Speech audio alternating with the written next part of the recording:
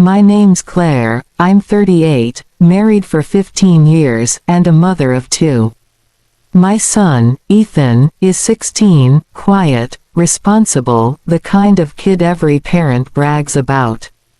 My husband, Mark, works out of town for long stretches, so it's usually just me and the kids at home. I thought I had the perfect balance, a stable home, a hardworking husband, and 2 amazing kids. But perfection has a way of hiding things you don't want to see.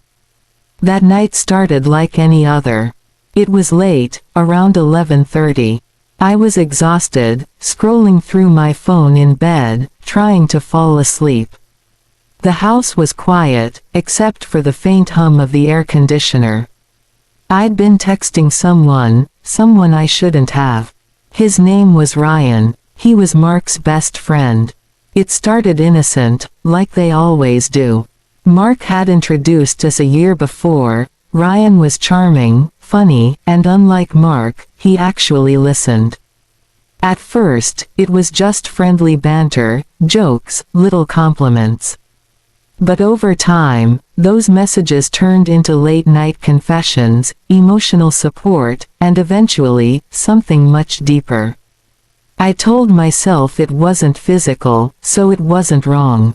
But in my heart, I knew I was crossing a line. That night, Ryan had texted me again. He said he missed me. He said he was thinking about me and couldn't sleep. My heart raced reading those words, even though guilt sat heavy in my chest. I stared at the message for a while before replying. I don't know why, but it felt like a dangerous thrill, like living 2 lives. The loyal wife and the lonely woman seeking attention. I sent him a picture, nothing explicit, but enough to keep the conversation going. I must have fallen asleep after that, my phone still in my hand. I didn't even hear Ethan come in. The next thing I remember was the soft sound of my door creaking open. At first, I thought I was dreaming. Then I heard his voice, low and hesitant. "Mom." My heart jumped. I turned over and saw Ethan standing in the doorway, his face pale, his eyes wide with confusion. The light from the hallway cast a shadow over him, but I could see the hurt in his expression even in the dim room. "Ethan, what's wrong? Are you okay?" I asked, trying to sit up, still groggy. He didn't answer right away. His voice trembled when he finally spoke. "Who's Ryan?" The world stopped. My throat went dry. I froze. I didn't know what to say, how to breathe, how to think. I looked down at my phone, realizing it was still on, the message thread glowing on the screen, Ryan's name right there at the top. Ethan must have seen it. Maybe the notification woke him up. Maybe he'd heard the vibration from my room. He stared at me, waiting for an explanation I didn't have. "Ethan, it's complicated," I stammered. But even as I said it, I saw the disbelief on his face. "Complicated," he said bitterly. "You're texting Dad's best friend in the middle of the night, Mom. What part of that is complicated?" I couldn't meet his eyes. I wanted to disappear, to go back in time and erase the moment that shattered everything. He turned around before I could say another word, his voice breaking as he whispered, "I thought you were better than this." He walked out, slamming the door behind him. I sat there for what felt like hours, shaking. Shame burned through me like fire. The one person who looked up to me, the one person I thought I'd never disappoint, had just caught me doing something unforgivable. The next morning, Ethan didn't speak to me. He avoided eye contact, grabbed his backpack, and left for school early. I wanted to chase after him, explain, apologize, something, but every word I rehearsed sounded hollow. That day, I deleted Ryan's number. I blocked him on everything. It was over. I didn't care about the thrill anymore, I just wanted my son to look at me the way he used to, with love, with trust. But the damage was done. Later that week, Mark came home from his business trip.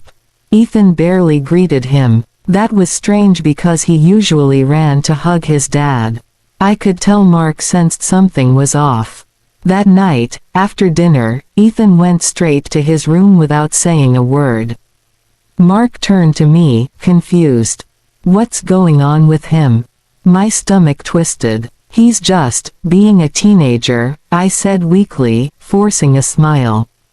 But lies have a way of crawling out no matter how deep you bury them. 2 days later, I was folding laundry when I heard Mark's voice from the living room, sharp, angry, trembling. "Claire, what the hell is this?" He was holding my phone. My blood ran cold. Ethan must have told him. Or maybe Mark went through it himself. Either way, the truth was out. "Mark, please, don't even start," he interrupted.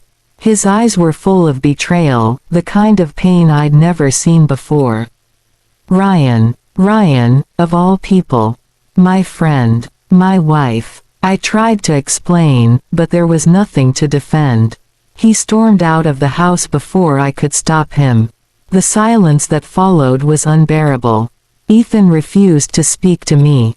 My daughter, who was too young to understand, just kept asking why Daddy wasn't home.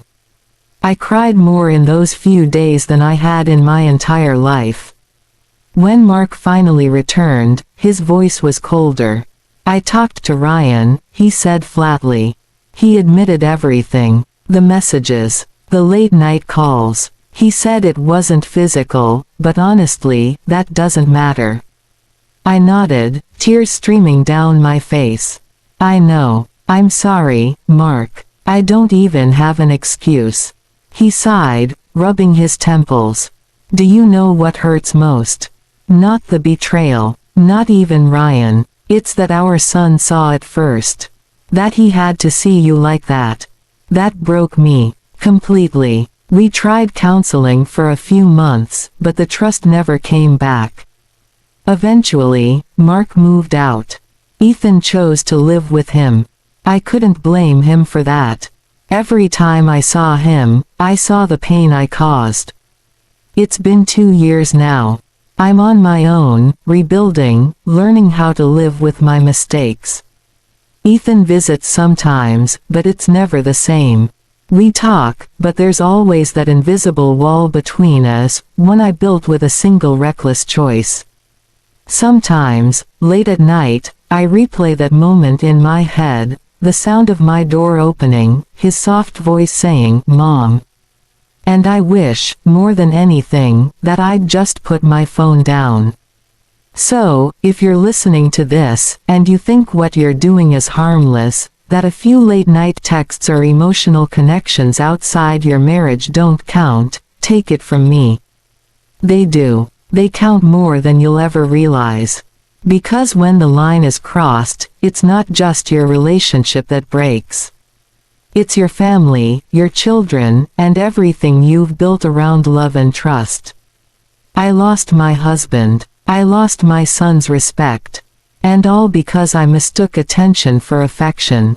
That night changed everything, all because my son came into my room while I was sleeping.